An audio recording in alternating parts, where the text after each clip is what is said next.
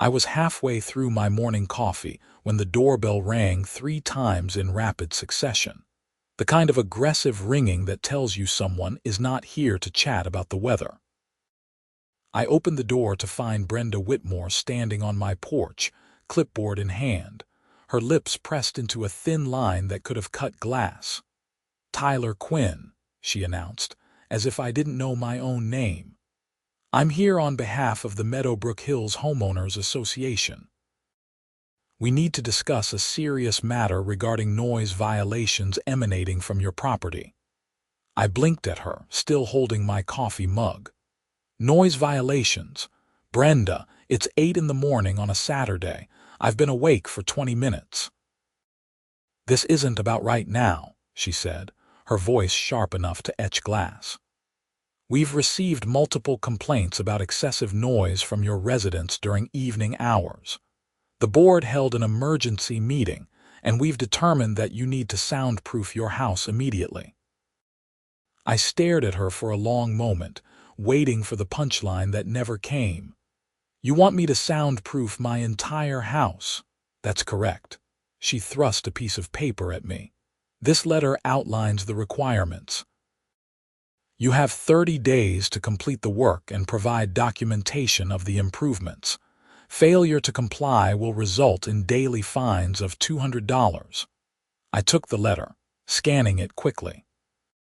The HOA logo sat prominently at the top, and below it was a list of demands that read like something out of a fever dream. Soundproofing materials for all exterior walls, acoustic panels in multiple rooms, specialized windows, door seals, the works. I did a rough calculation in my head and realized they were asking me to spend somewhere between $30,000 and $50,000. "Brenda, this is insane. What noise are you even talking about?" "Your music," she said, adjusting her glasses, "and your television, and your general household activities. Mrs. Patterson next door says she can hear everything, and it's disrupting her quality of life." "Mrs. Patterson?" I couldn't help the incredulous laugh that escaped. "Her house is 50 feet from mine. We're not exactly packed in like sardines here in Phoenix suburbs. The CC and Articus are very clear about maintaining peaceful enjoyment of the neighborhood," Brenda continued, as if I hadn't spoken. "Section 14, paragraph 8 states that homeowners must take reasonable measures to prevent noise disturbances." Reasonable measures, sure, but soundproofing an entire house? "That's not reasonable, Brenda. That's absurd." Her expression hardened. "The board has spoken. You have 30 days, Mr. Quinn. Good day." She turned on her heel and marched back to her silver SUV, leaving me standing in my doorway with a piece of paper that might as well have been a declaration of war. I spent the rest of the morning researching Arizona HOA laws, my coffee growing cold beside my laptop. The more I read, the more convinced I became that Brenda and her board had absolutely no legal ground to stand on. HOAs could enforce rules about exterior appearances, parking, and maintenance, but demanding interior modifications for alleged noise that didn't violate any city ordinances. That was a massive overreach. By noon, I had compiled a list of relevant statutes and called my buddy Marcus, who worked as a real estate attorney in Scottsdale. "Tyler, my man, how's it going?" Marcus answered on the second ring. "I need your legal brain for a minute. My HOA just told me I have to soundproof my house or face daily fines." There was a pause. "They what now?" I explained the situation, reading him portions of the letter Brenda had delivered. Marcus whistled low. "That's ridiculous. They can't mandate interior modifications unless you're violating noise ordinances, and even then, the city would be the one to enforce it, not the HOA. Do you have a copy of your CC and Articus?" "Yeah, somewhere in my files. Find them and send me the relevant sections." "But I can tell you right now, this isn't going to hold up.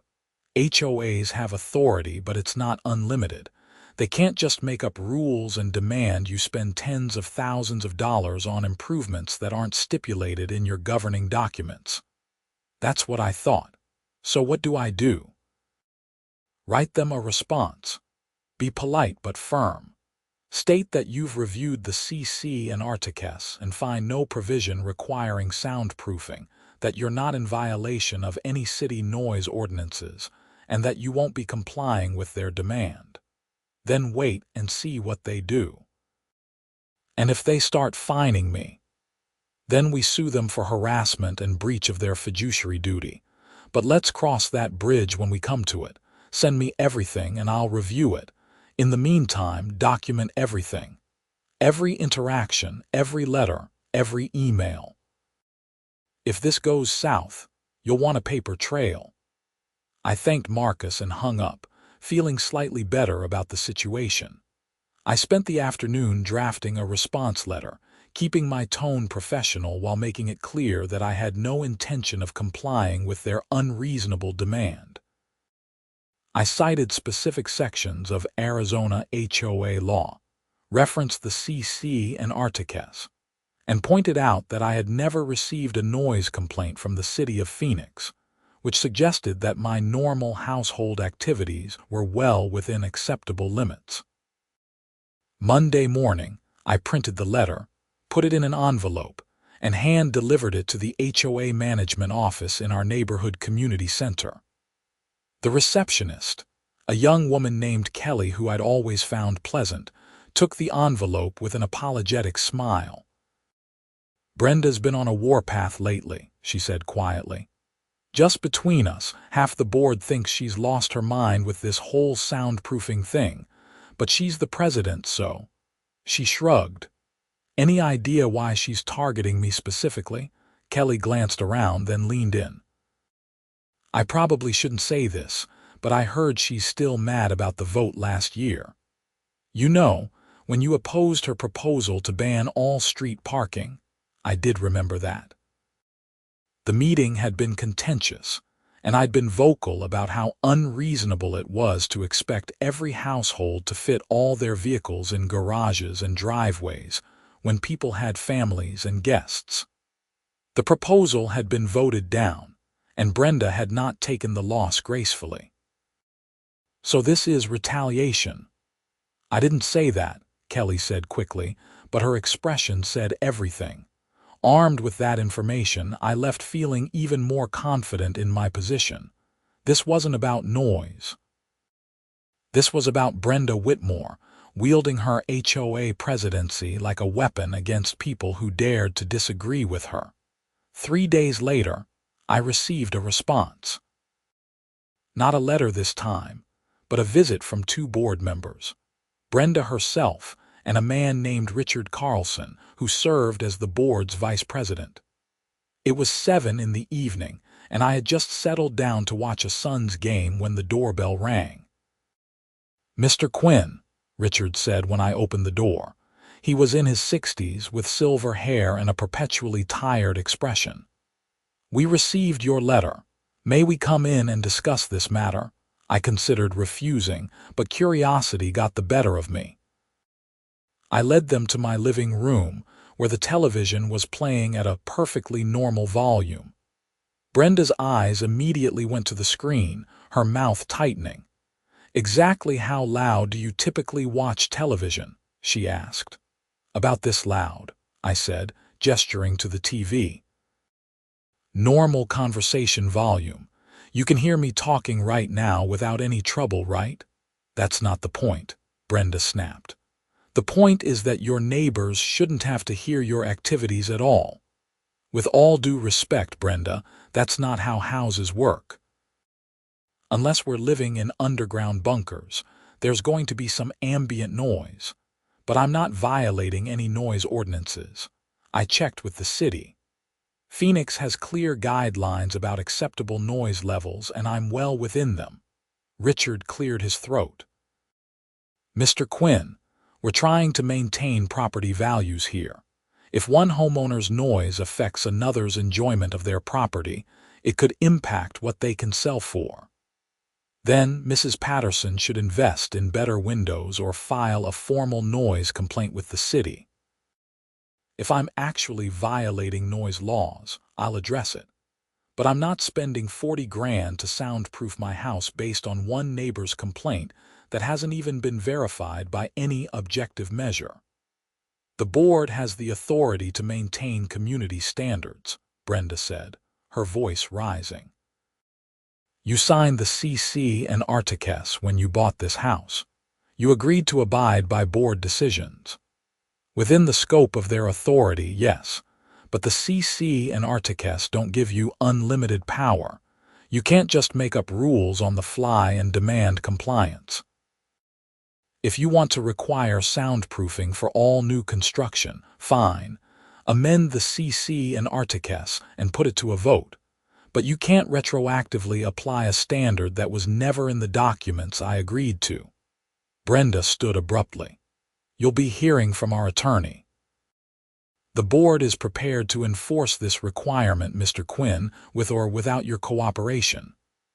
Then I guess I'll see you in court, I said, matching her tone. They left, and I immediately called Marcus to update him. He chuckled darkly when I finished explaining. They're going to threaten you with their attorney, run up some legal bills, and then back down when they realize they can't win. Classic HOA power trip. Just keep documenting everything. But the situation didn't de-escalate. Instead, it got worse. The following week, I received a certified letter informing me that I was being fined $200 per day, starting immediately, for failure to comply with the soundproofing directive. The letter stated that the fines would continue until I provided proof of completed work. I forwarded everything to Marcus, who drafted a cease and desist letter on his law firm's letterhead. The letter laid out, in precise legal language, exactly why the HOA's demands were unenforceable, and warned that continued harassment would result in legal action. For a few days, things were quiet. I started to hope that maybe Brenda and her board had come to their senses. Then I came home from work on a Thursday to find a bright orange sticker plastered across my front door. Violation notice, it screamed in bold letters. Below that, a list of supposed infractions: failure to maintain property standards, noise violations, non-compliance with board directives. I photographed the sticker from every angle, then peeled it off. The adhesive left a residue that took me 20 minutes to clean off. That felt like vandalism, and I called the non-emergency police line to file a report.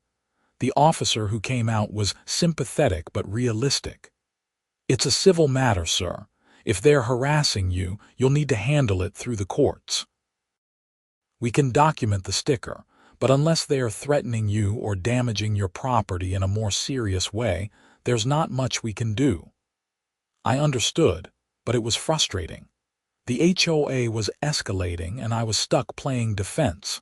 That weekend, I decided to talk to Mrs. Patterson directly. I'd lived next to her for 3 years and we'd always been cordial. She was in her 70s, a widow who kept her lawn immaculate and occasionally brought over cookies during the holidays. I found her in her garden, tending to her roses. Mrs. Patterson, do you have a minute? She looked up, shielding her eyes from the sun. Oh, Tyler, of course, what can I do for you? I need to ask you about the noise complaints. Brenda Whitmore says you've been complaining about noise from my house. Her face immediately pinched with confusion. Noise? What noise? That's what I'm trying to figure out. Brenda says you told the HOA that you can hear my music and TV and that it's disrupting you. Mrs. Patterson shook her head firmly. I never said any such thing. Tyler, you're a wonderful neighbor, quiet, respectful. I hardly know you're there most of the time. A cold feeling settled in my stomach. So you never complained to the HOA about me? Never. Why would I? She paused, her expression darkening. Wait a minute. Brenda came by about a month ago asking if I had any concerns about the neighborhood. I mentioned that sometimes I can hear when you're mowing your lawn or if you have guests over, but I said it was perfectly normal and didn't bother me at all. Could she have twisted that into a complaint?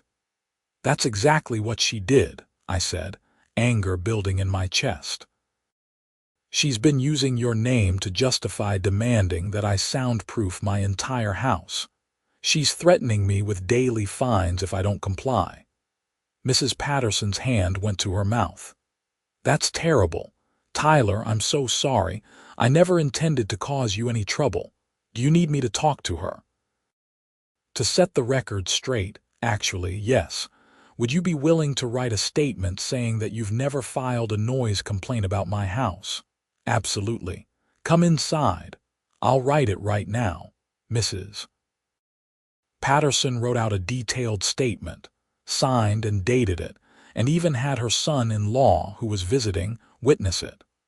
Armed with this new evidence, I felt vindicated. Brenda had fabricated the entire basis for her complaint. Marcus reviewed the statement and immediately drafted a new letter, this one much more aggressive. He threatened the HOA with a lawsuit for harassment, defamation, and abuse of authority. He demanded that they rescind all fines, issue a formal apology, and cease all action against me immediately. The response came faster than I expected. But instead of backing down, the HOA doubled down. Their attorney, a firm out of Temp, sent a letter claiming that the board had received multiple complaints from various residents, and that Mrs. Patterson's statement was irrelevant. They refused to identify these other complainants, citing privacy concerns. That's because they don't exist, Marcus said when we met at a coffee shop in downtown Phoenix to strategize. They're bluffing, but if they want to play hardball, we can play hardball. What do you suggest? We file suit, not just for harassment, but for breach of fiduciary duty, defamation, and intentional infliction of emotional distress. We also request an injunction to prevent them from enforcing the fines. And we demand discovery, which means they'll have to produce all these alleged complaints. When they can't, their case falls apart. How much is this going to cost me? I'll do it for a reduced rate because this pisses me off. Bad HOA boards give all of them a bad name, but you're still looking at several thousand in legal fees minimum. The good news is, if we win, we can ask the court to award attorneys' fees. Arizona law allows for that in HOA disputes when the board acts in bad faith. I thought about it for all of 10 seconds. Do it. I'm not letting them bully me into compliance. We filed the lawsuit the following week. The documents were comprehensive, laying out a timeline of harassment and detailing how the HOA had exceeded its authority. We included Mrs. Patterson's statement, copies of all correspondence, photos of the violation sticker, and a detailed breakdown of the unreasonable costs associated with their soundproofing demand. The day after we filed, my doorbell rang at 6 in the morning. I stumbled to the door in my pajamas to find Brenda standing there with two other women I vaguely recognized from HOA meetings. You think you can sue the HOA? Brenda practically snarled. You think you can just disregard the rules and face no consequences? Brenda, it's 6 in the morning. And yes, I can sue the HOA when it acts illegally. Now get off my property. We have every right to be here, one of the other women said. She was younger than Brenda, maybe in her 40s, with sharp features and an aggressive stance. This is HOA business. This is harassment, I countered. And if you don't leave right now, I'm calling the police. Call them, Brenda said. We're not doing anything wrong. I pulled out my phone and dialed 911. I need police at 742 Seguero Drive in the Meadowbrook Hills development. I have 3 people refusing to leave my property after being asked. That got them moving. They retreated to the sidewalk, still glaring at me, but at least they were off my porch. I stayed on the line with the dispatcher until a patrol car arrived about 10 minutes later. The officer, a woman in her 30s with a no-nonsense demeanor, listened to both sides of the story. Brenda tried to claim they were there on official HOA business, but the officer shut that down quickly. "Madam, being on an HOA board doesn't give you the right to harass residents. You showed up at his house at 6 in the morning after he filed a lawsuit against you. That's intimidation, and if you keep it up, he can get a restraining order." "This is ridiculous," Brenda sputtered. "We're trying to maintain community standards and he's making it impossible." "That's for the court to decide," the officer said. "Right now, you need to leave, all of you, and don't come back unless he invites you." They left finally, but not before Brenda shot me a look that promised this wasn't over. The officer took my statement and added it to the incident report. "You should probably get that restraining order," she advised. "People like this don't usually back down on their own." She was right. Over the next week, things escalated in ways I hadn't anticipated. My trash cans were knocked over repeatedly. Someone spray-painted scofflaw on my garage door. I received anonymous letters in my mailbox calling me a troublemaker and suggesting I move to a different neighborhood. I documented everything, photographed everything, and reported everything. Marcus filed for an emergency injunction, citing the pattern of harassment and intimidation. The hearing was scheduled for a Wednesday morning at the Maricopa County Courthouse. I took the day off work and met Marcus in the lobby at 8:30. We went through security and made our way to the courtroom where Judge Patricia Morneau would be presiding. Brenda was there with the HOA's attorney, a slick-looking man in his 50s named Gerald Humphreys. The other board members were absent, which Marcus noted with interest. "They're trying to distance themselves," he whispered to me. "They realize this is going badly." Judge Morneau was a woman in her 60s with steel-gray hair and an expression that suggested she had seen every kind of nonsense the legal system had to offer. She reviewed our filing quickly, then looked up at both parties. "Mr. Humphreys, I've read your client's position. You're claiming that the HOA has the authority to mandate soundproofing based on noise complaints. Do you have documentation of these complaints?" Humphreys stood.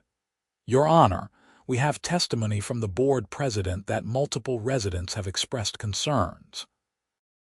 "Testimony is not documentation. Do you have written complaints, recordings of phone calls, emails, anything tangible?" Humphreys shuffled papers. "The complaints were made verbally at board meetings, Your Honor." "And are there minutes from these meetings that document the complaints?" A pause. "The minutes reference community concerns about noise, but don't specify individual complainants." "Because there are no individual complainants," Marcus interjected. "Your Honor, we have a signed statement from the one neighbor the HOA initially claimed was complaining, explicitly stating that she never filed a noise complaint. The entire premise of the HOA's action is fabricated." Judge Morneau's expression hardened.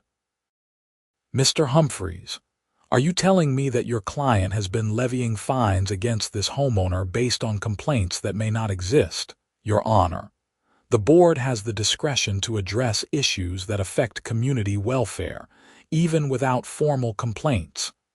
"Discretion, yes. Unlimited authority, no.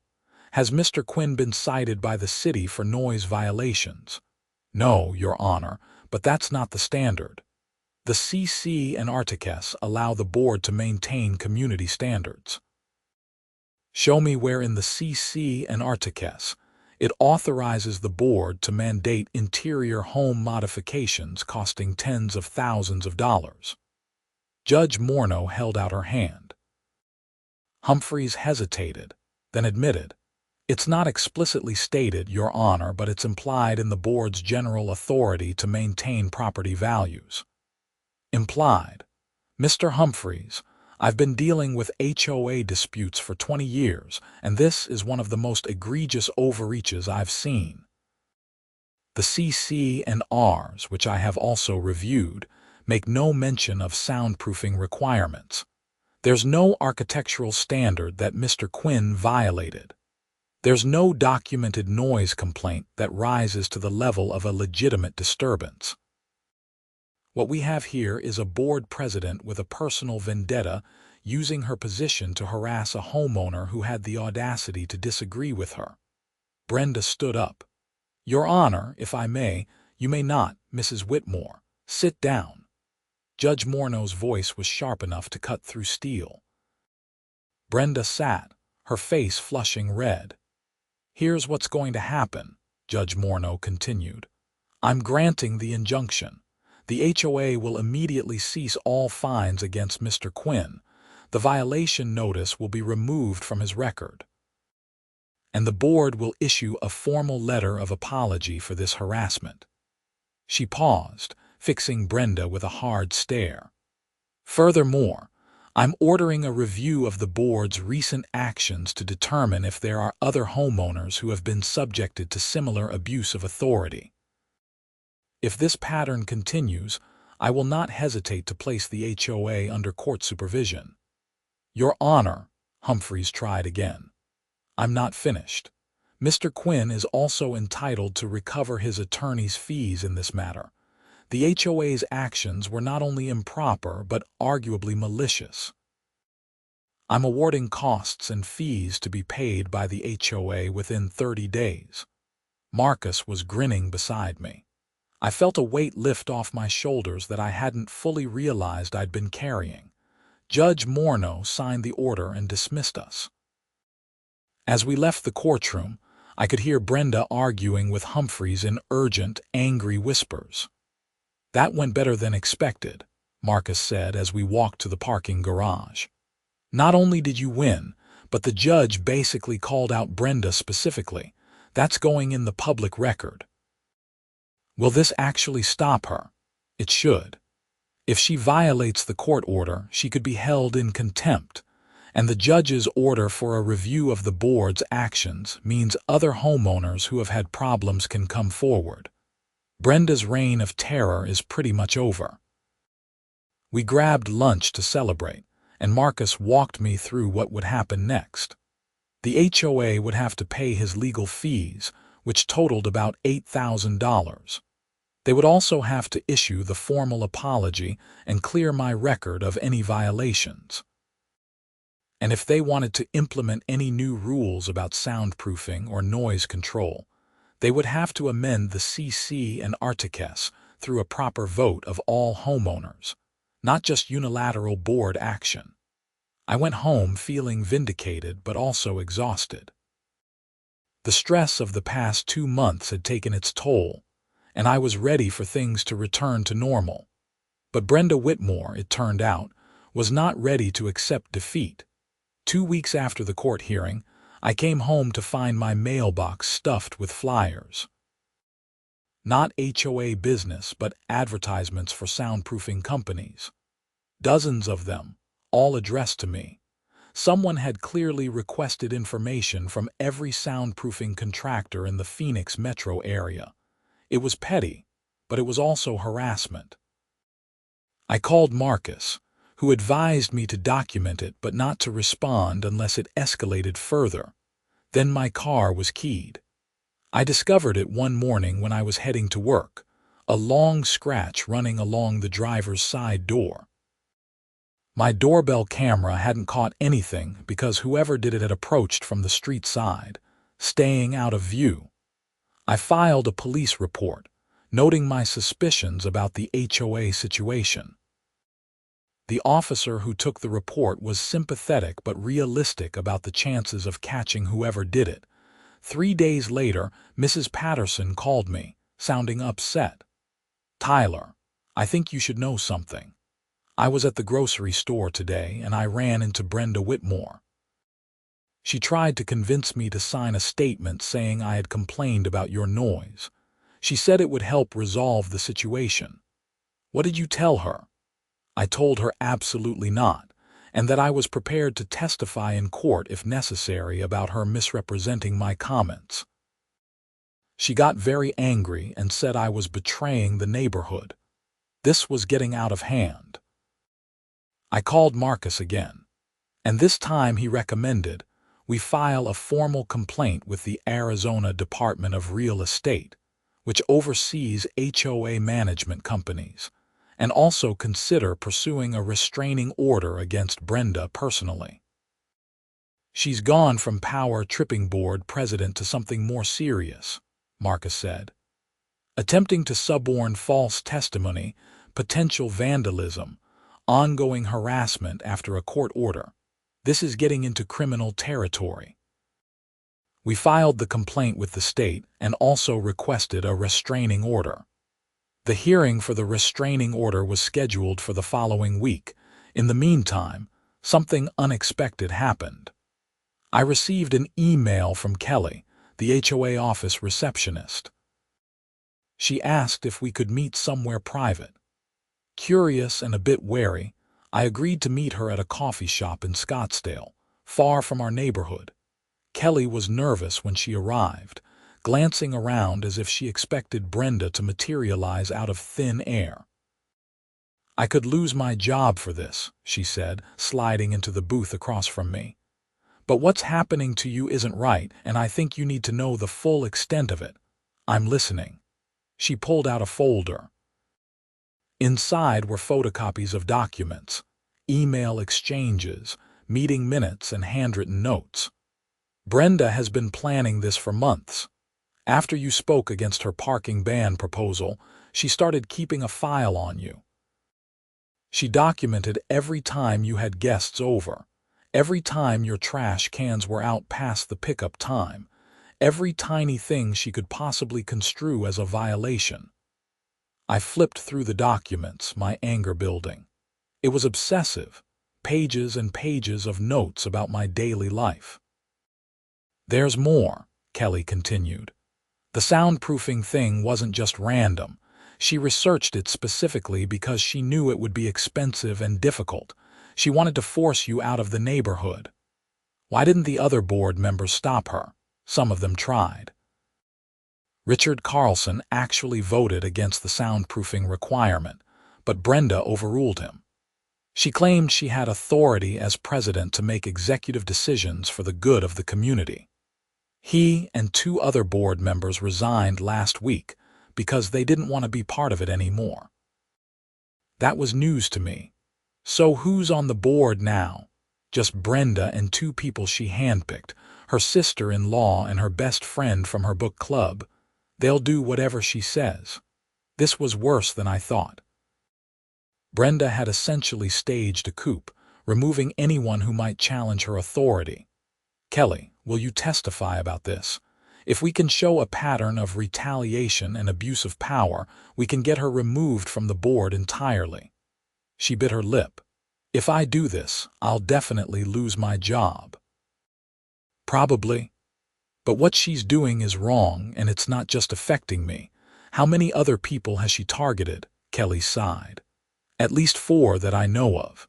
She fined one family $5,000 for having their garage door open too often. Another homeowner she cited for having a non-approved mailbox, even though it was the same mailbox that was there when they bought the house. And there's an elderly man on Cactus Lane who she's threatening to fine because his lawn has a few brown patches. Will those people talk to me? I can give you their names. But Tyler, you should know something else. Brenda's been embezzling from the HOA funds." I stared at her. "What?" Kelly nodded grimly. "I've been handling the books and I noticed discrepancies. Money being paid to vendors that don't seem to exist. Receipts for work that was never done. I started digging, and I think she's taken at least $50,000 over the past 2 years. Have you reported this? To who? She's the board president. The management company that employs me answers to the board. I've been documenting everything, but I didn't know what to do with it. We go to the police," I said immediately. "This isn't just HOA drama anymore. This is fraud." Kelly looked scared but determined. Okay, but I need protection. If Brenda finds out I'm the one who exposed her. We'll make sure you're safe. I promise. We spent the next hour going through the financial documents Kelly had copied. The evidence was damning. Checks made out to shell companies, inflated invoices for maintenance work, and payments to contractors who, when I looked them up, didn't appear to exist. Marcus nearly fell out of his chair when I called him with the update. Embezzlement. Tyler, this just went from a civil dispute to a criminal case. We need to get this to the authorities immediately. That afternoon, Marcus, Kelly, and I met with a detective at the Phoenix Police Department's white-collar crimes unit. Detective Sarah Kovach was a sharp-eyed woman in her 40s who listened to our story with increasing interest. "Let me make sure I understand this," she said, reviewing the documents Kelly had brought. "You have evidence that the HOA president has been systematically harassing a homeowner, possibly committing vandalism, and also embezzling funds from the association. And you have documentation for all of this." "Yes, madam," Kelly said.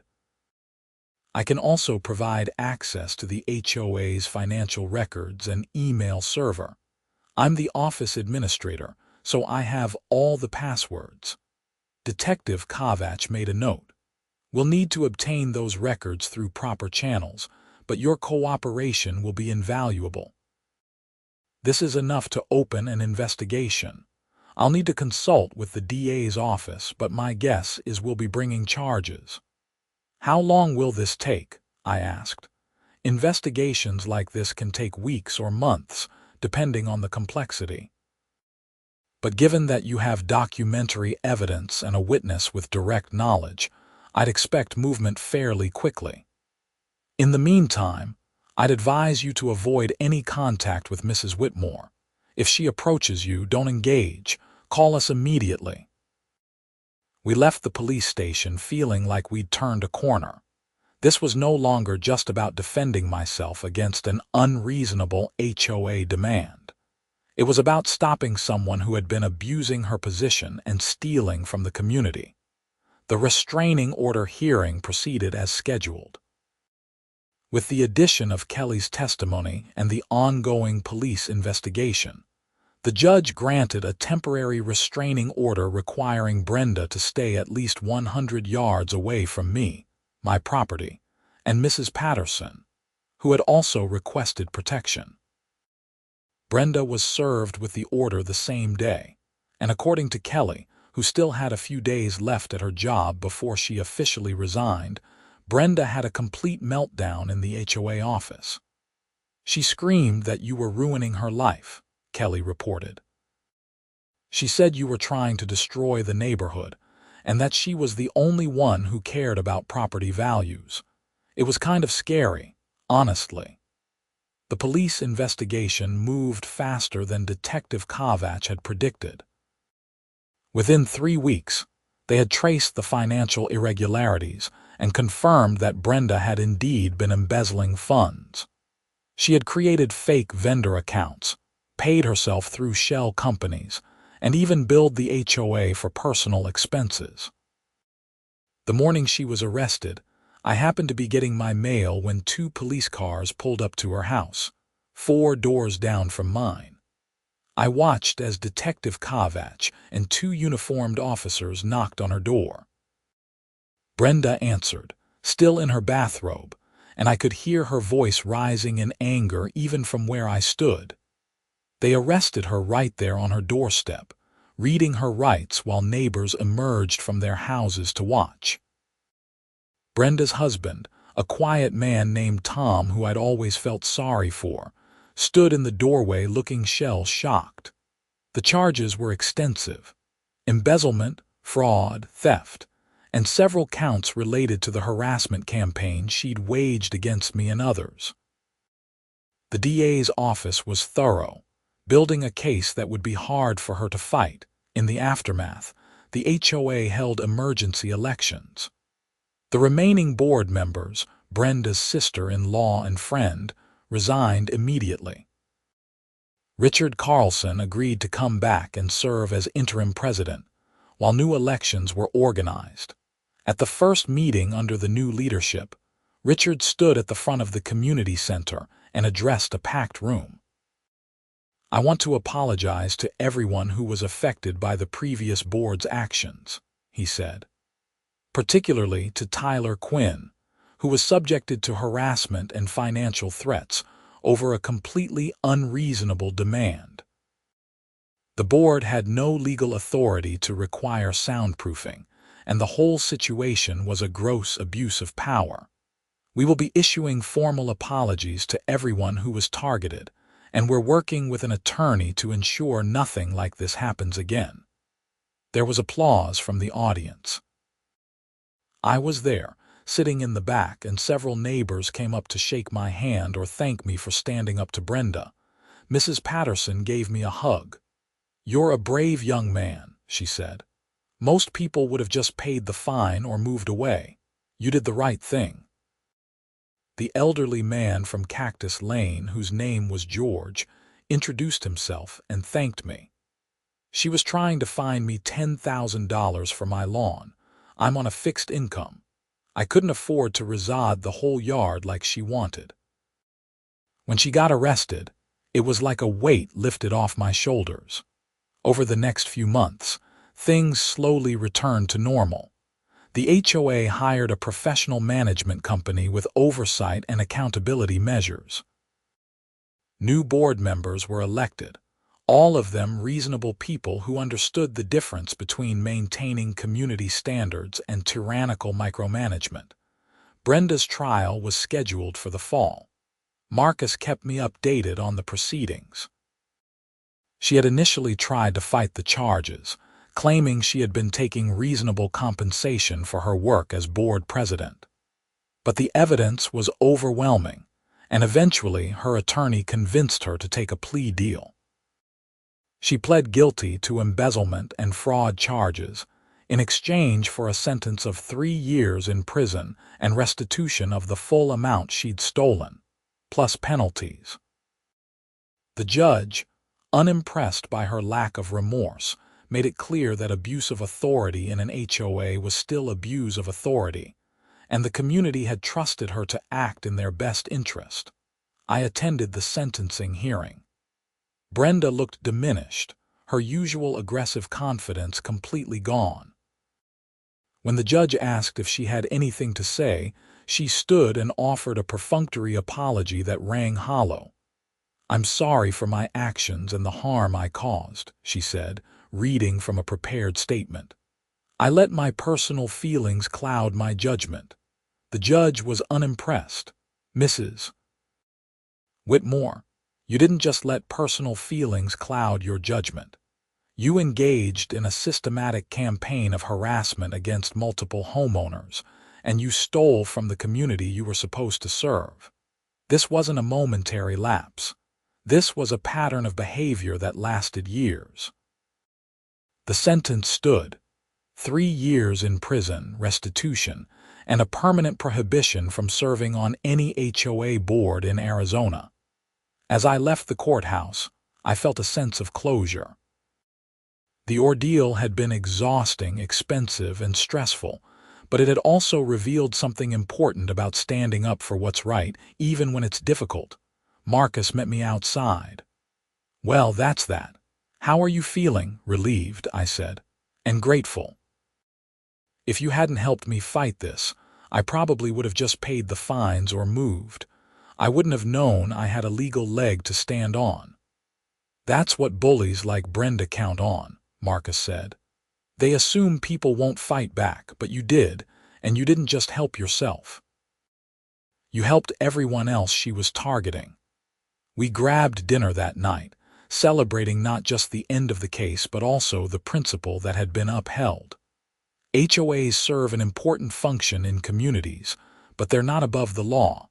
Board members have authority, but it's not unlimited. And when someone abuses that authority, there are consequences. In the months that followed, I noticed a significant change in the neighborhood. The new board operated transparently, with open meetings and clear communication. They implemented a process for homeowners to appeal board decisions. They hired an independent auditor to review the finances regularly, and they made it clear that personal vendettas had no place in community governance. Mrs. Patterson continued to be a wonderful neighbor. George's lawn, which he had worked hard to improve, looked better than ever. Kelly found a new job with a different HOA management company, one that appreciated her integrity and attention to detail. As for me, I continued living in my house, playing my music at a reasonable volume, watching TV at normal levels, and generally being a regular homeowner. No soundproofing required. One evening, about a year after the whole ordeal began, I was sitting on my back patio watching the sunset paint the Arizona sky in shades of orange and pink. My phone buzzed with a text from Marcus. Saw the news. Brenda's appeal was denied. Sentence upheld. She's officially done. I smiled and typed back a response. Good, justice served. I put my phone away and took a sip of my beer. The neighborhood was quiet except for the normal sounds of suburban life. Kids playing a few streets over, someone's dog barking, the distant hum of traffic on the main road. Normal, everyday sounds that no one should ever be required to eliminate. The whole experience had taught me valuable lessons about knowing your rights, standing your ground, and refusing to be bullied by people who abuse positions of authority. It had also connected me with neighbors I might never have really known otherwise, all of us united by the shared experience of dealing with an out-of-control HOA president. Richard stopped by one afternoon, a few weeks later, with a bottle of wine and an update. The HOA's finances are back in order, he said. We recovered most of what Brenda stole through the restitution payments. We're using some of it to upgrade the community pool and some to build up our reserve fund. That's great news, I said. It is, and I wanted to thank you again, Tyler. What you did wasn't easy. A lot of people would have just rolled over and accepted the fines. You fought back, and it made a difference not just for you but for all of us. I had good help, I said, meaning Marcus and Kelly and Mrs. Patterson and everyone else who had stood with me. Still. You started it. You said no when it would have been easier to say yes. That takes courage. After Richard left, I thought about his words. It had taken courage, but it had also taken knowledge. Knowing that I had rights, that the HOA's demands were unreasonable and unenforceable, that there were legal remedies available. Too many people don't know their rights, especially when it comes to HOAs, and that ignorance allows bad actors like Brenda to thrive. I decided to write an article about my experience for a local community newsletter, outlining the red flags that indicate HOA overreach and the steps homeowners can take to protect themselves. The article was picked up by a few local news outlets, and I even got invited to speak at a homeowners' rights workshop in Scottsdale. At the workshop, I met dozens of people who had their own HOA horror stories. Some had been fined for ridiculous violations. Others had been subjected to harassment campaigns similar to mine. A few were currently fighting their boards in court. I shared my story, emphasizing the importance of documentation, knowing the CC and Articus, and not being afraid to seek legal help when an HOA crosses the line. I also stressed the importance of getting involved in HOA governance, running for the board, attending meetings, and holding elected officials accountable. HOAs can be a force for good, I told the audience. They can maintain property values, organize community events, and manage shared resources. But they only work when the people in charge act in good faith and within the scope of their authority. When they don't, homeowners have to be willing to push back. The response was overwhelming. People came up afterward to shake my hand, to ask for advice, to share their own stories. One woman, close to tears, thanked me for giving her the courage to fight a fine her HOA had levied for having the wrong color mailbox. Driving home that night, I felt proud of what I'd accomplished. It hadn't just been about refusing to soundproof my house. It had been about standing up to bullying, exposing corruption, and helping create a community where people could live without fear of arbitrary punishment from petty tyrants. My life returned to normal in the best possible way. I went to work, came home, enjoyed my house, and participated in community events. The new HOA board was reasonable and responsive. When issues arose, they were handled fairly and transparently.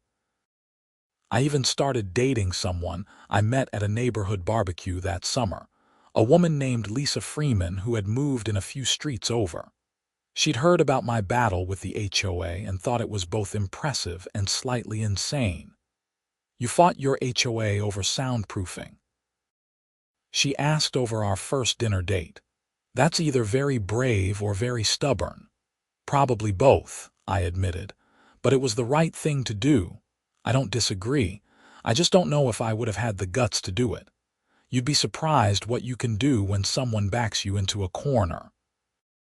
Lisa and I grew close over the following months, and she became part of the community that had formed in the aftermath of the Brenda situation. We attended HOA meetings together, volunteered for neighborhood cleanup days, and generally tried to be the kind of engaged homeowners that make communities stronger. 2 years after that first confrontation with Brenda on my doorstep, I was sitting in my living room watching a Suns playoff game on TV at a perfectly reasonable volume when Lisa, now my fiancée, looked over at me and laughed. "What?" I asked. "I just realized I can hear your TV from the kitchen." "Should we soundproof the house?" I threw a pillow at her. "Don't even joke about that," she laughed harder. I'm sorry, I couldn't resist. But seriously, can you imagine if Brenda could see you now, living your life, watching TV at normal volumes, completely vindicated?" "She probably still thinks she was right," I said. "People like that don't usually learn." "Maybe not, but at least she can't hurt anyone else from prison." That was true, and it was satisfying in a way that had nothing to do with revenge and everything to do with justice. Brenda had abused her authority, stolen from her community, and made people's lives miserable. Now she was facing the consequences of those actions, and the community was better for her absence.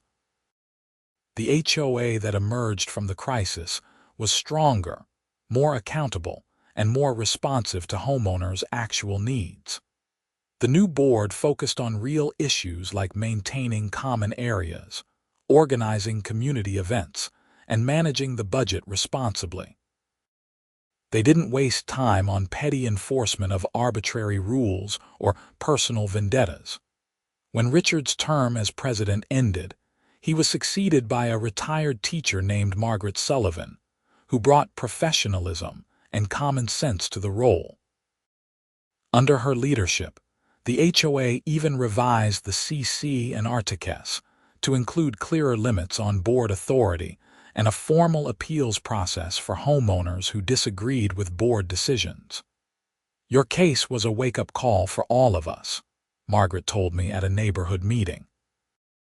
"It showed how bad things can get when there aren't proper checks and balances. We've implemented changes to make sure it never happens again." Those changes included term limits for board members, mandatory financial audits, and a requirement that major expenditures or new rules be approved by a vote of all homeowners, not just the board. It was governance the way it should be: transparent, accountable, and focused on serving the community rather than controlling it. Looking back on the entire experience, from that first confrontation with Brenda to the final resolution in court, I recognized how easily things could have gone differently. If I hadn't known to push back, if Marcus hadn't been willing to help, if Kelly hadn't had the courage to come forward with evidence of embezzlement, Brenda might still be running the HOA like her personal fiefdom. But I had pushed back, and others had joined me, and together, we'd created change. Not just for me, but for everyone in the community. That was worth all the stress, the legal fees, and the months of uncertainty. On a warm evening in late spring, 3 years after the soundproofing demand that started everything, the neighborhood held a block party. It had become an annual tradition, a celebration of community and a reminder that we were all in this together.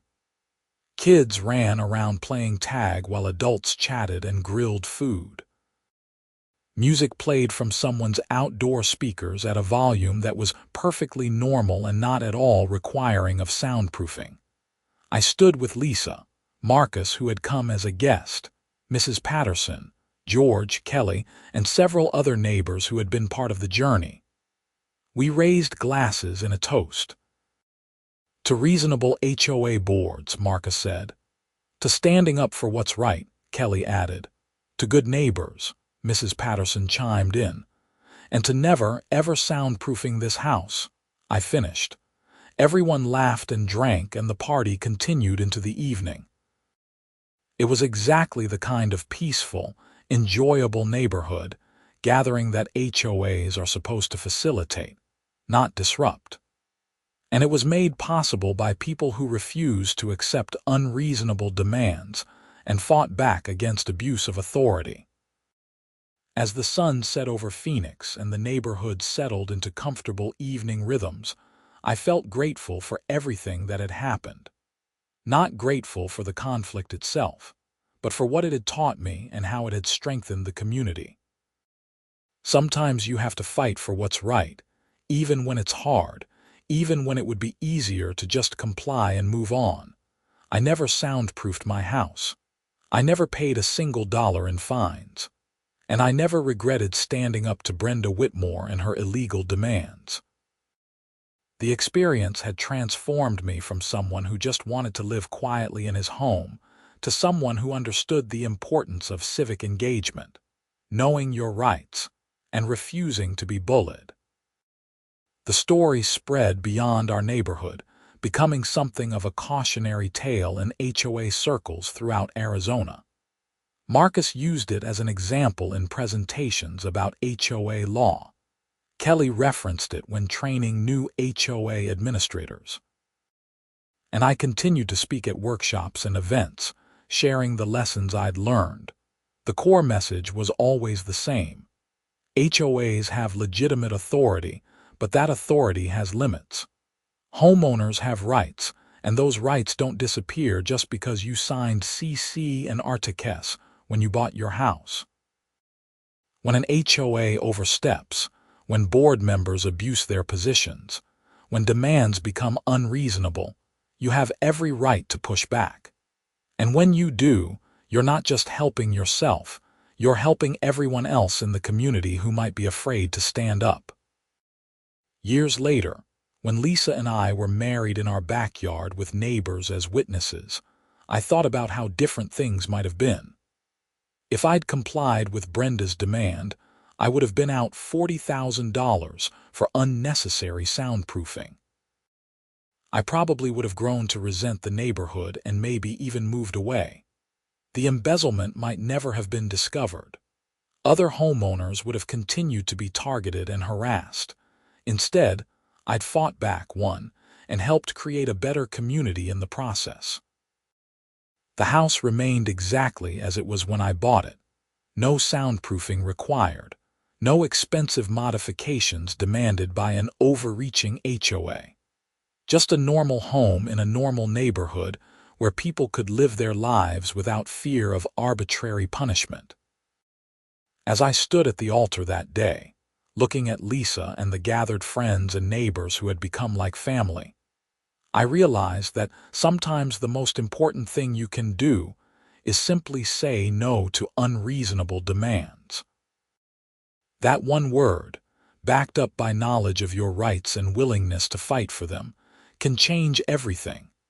And in the background, at a perfectly normal volume that required no soundproofing whatsoever, music played, Because in America, in my house, in my neighborhood, reasonableness had prevailed over tyranny, and justice had won out over abuse of power.